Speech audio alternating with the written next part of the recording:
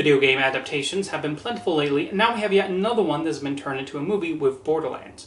Under Eli Roth's direction, the film attempts to create a poppy and colorful science fiction adventure.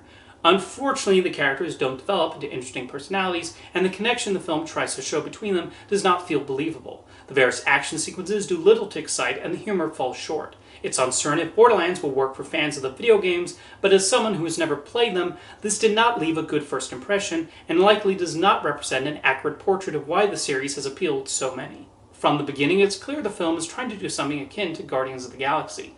There's the ragtag team of mismatched characters in a colorful science fiction setting with high-energy action scenes. James Gunn admittedly was not the first to make such a film, but it's difficult not to make that comparison, and Borderlands struggles to succeed on its own merits. It does not help that most of the actors struggle to make the characters all that compelling. Cate Blanchett is given little to work with as an outlaw named Lilith, resulting in a performance that won't be regarded as among her best work.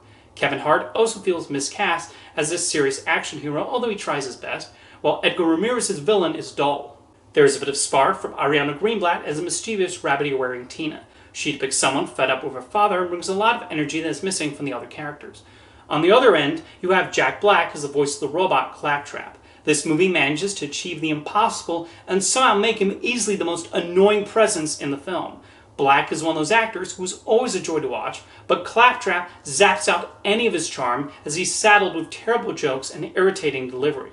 The character never shuts up, and at several points there is a desire for someone to take his battery out. The movie tries to show some sort of connection between these characters, especially Lilith and Tina, but at no point does it feel earned. The action sequences involve a lot of gunplay and fast cutting, and there's nothing particularly exciting, largely because of a lack of interest in the characters.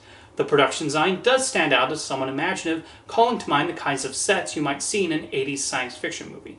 However, there's a problem when it's more rewarding looking at the backgrounds than the people we're meant to be following. As hard as Borderlands tries, the movie ends up a stale adventure with little to latch onto. The story never develops into one of intrigue or fun as it takes its characters from one action set piece to the next. The film even seems cobbled together at points, with Cate Blanchett providing an exposition-heavy narration that would make the tacked-on narration in the original theatrical cut of Blade Runner proud. As an attempt to begin a possible film franchise, we're not given characters we care about and hope to see again in the future, and by the third act, the film essentially descends into a lot of noise.